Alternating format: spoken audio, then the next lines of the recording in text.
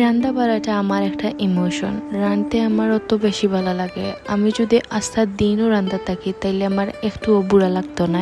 আর সব থেকে বেশি ভালো লাগে যে সময় আমার রান্না খাইয়া কোনো মানুষের প্রশংসা করেন বা তৃপ্তি করে খাইতে পারেন, ও জিনিসটা দেখার পরে আমার অত বেশি ভালো লাগে। আমার ইচ্ছে হয় সব বানাইয়া মজায় মজায় রান্ধিয়ে খাওয়াইতাম মানুষটারে। আর কোনো রেসিপি যদি আমি ফার্স্ট টাইম দেখি বা কেউর কাছে শুনি, আমার কাছে অত বেশি অদ্ভুত লাগে না বা আমি মনে না পারতাম না এলাও আমার কাছে লাগে না। আমার ভিতর থেকে অত বেশি কনফিডেন্স আয় যে আমি একবার ট্রাই করলে অবভিয়াসলি পারবো, মজাও হইব। আমার ভিতরে সবসময় একটা টাইপের কনফিডেন্স থাকে। আর মাশাল্লাহ আমি যে সময় যাতে রান্না ট্রাই করি আউটকামটা যে নাইসলি আয় আর সব জিনিসও মজা হয়, এলা হয় না যে ওয়েস্ট করার লাগে। এলা আলহামদুলিল্লাহ এখনো পর্যন্ত হইছে না।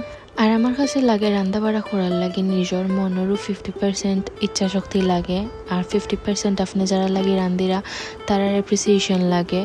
ফার্স্টে খেয়ে রান্দাও মজা হয় না বা অত পারফেক্ট থাকে না, এগুলো আস্তে আস্তে হয়ে যায়। তো আস্তে আস্তে করার যে একটা ইচ্ছা শক্তি আছে এগুলো কিন্তু ডিপেন্ড করে আপনার যারা লাগে রান্দিরা তারার অ্যাপ্রিসিয়েশনের উপরে।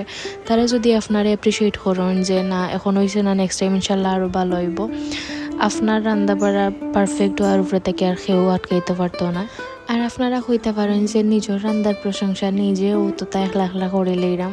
আসলে বিষয়টা হয়েছে আমি যেহেতু রান্নাত লাগলে আমি আমার বেস্ট দিয়ে রান্না ট্রাই করি। আর যদি রান্না বাড়ার একটু 19-20 হয় তাইলে আমার ভিতরে অত বেশি অশান্তি কাম করে। যত সময় পর্যন্ত এগুলি আমি পারফেক্ট করতাম পারছি না অত সময় পর্যন্ত আমার ভিতরে একটা অশান্তি কাম করে। আরেকটা আমার একটা সমস্যাও, আমি মাঝে মাঝে আমি নিজেও চিন্তা করি পাই না যে অত মজা করে আমি রান্ধি কিলা। আর মাশাল্লাহ আমার হাজব্যান্ডে খানিত বইয়ালে আমার অত বেশি পরিমাণে অ্যাপ্রিসিয়েট করবা যে বিচারার গেছে আমার রান্নার জীবনেও বাদ লাগে না। আর বাদ লাগলেও তো হওয়ার কোনো স্কোপ নাই, সহ্য করে খাওয়া লাগে, এটা হচ্ছে আলাদা একটা বিষয়। আর তো আজকে ভিডিও তখন সব ভালো থাকুক। আসসালামু আলাইকুম।